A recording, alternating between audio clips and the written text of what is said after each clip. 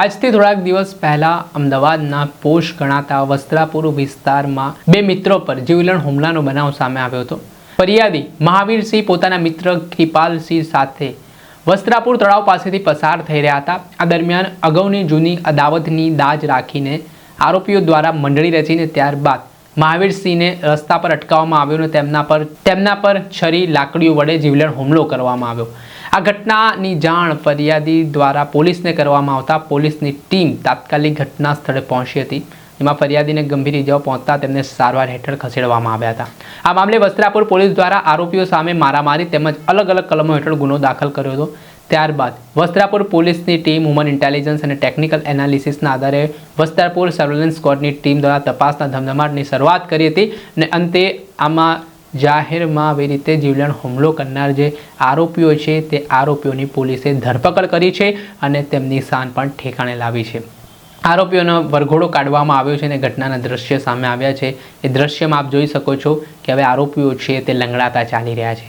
આ ઘટના બાદ શું કહી રહ્યા છે એસીપી જયેશ બ્રહ્મભટ્ટ, તેમને સાંભળો। આરોપી કેટલા વસ્તુઓ પોલીસે કયા ગુનાના આરોપી છે, કેટલા આરોપી છે, શું ગુનો હતો, શું સમગ્ર માહિતી? ગઈ તારીખ 14/2/26 રોજ વસ્ત્રાપુર પોલીસ સ્ટેશનમાં એક ફરિયાદ દાખલ કરવામાં આવે છે।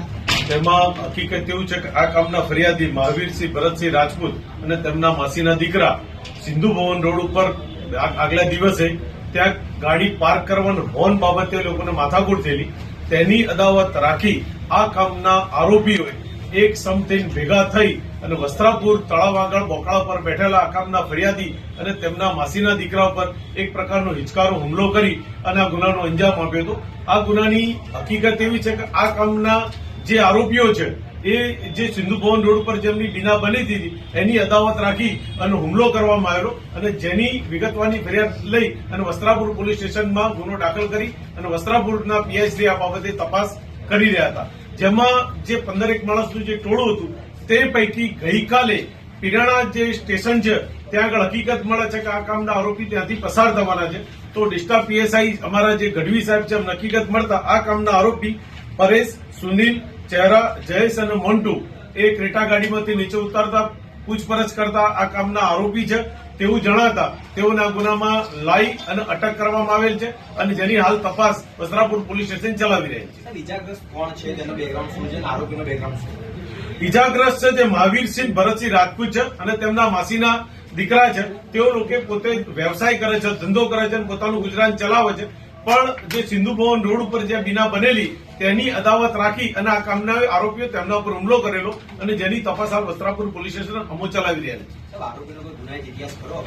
હા, આ કામના જે 5 આરોપી જે પકડાયેલા છે તેમાં આરોપી તરીકે જે છે પરેશ, ચહેરા, જયેશ અને મોન્ટુ, આ 4નો ગુનાહિત અલગ અલગ પોલીસ સ્ટેશનની અંદર તેમના વિરુદ્ધ ગુના દાખલ થયેલા છે અને તેમનો ગુનાહિત ઇતિહાસ તેઓ લોકો ધરાવે છે। હુમલો કરવો કારણ આજે શું વિષય બીજું કઈ પણ છે?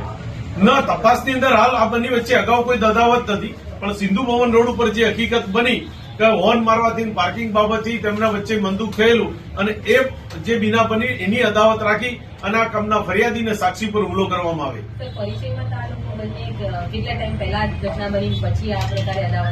નહીં, અગાઉના દિવસે જ આ પ્રકારની બનેલી છે અને એમનું ત્યાં પોલીસ સ્ટેશનની અંદર સમાધાન થઈ ગયેલું, પણ કોઈ અગમ્ય કારણોસર જે સમાધાન એમને માન્ય ના હોય કે કોઈ પણ વસ્ત્રાપુર પોલીસ સ્ટેશન આ લોકો જયારે બેઠેલા રાતના ટાઈમે ત્યારે આ લોકો એક સમ થઈ તેમના પર હુમલો કરેલો, જેથી વસ્ત્રાપુર પોલીસ સ્ટેશનમાં ફરિયાદ દાખલ થયેલી। ફરિયાદ દાખલ કરીને વસ્ત્રાપુર પોલીસ સ્ટેશન તાત્કાલિક આરોપીને પકડવા માટે હ્યુમન સોર્સિસ, ટેકનિકલ સોર્સિસ અને વસ્ત્રાપુર તાલુકે આ કામના 5 આરોપીને પકડી અને હાલ તપાસ ચલાવી રહ્યા છે।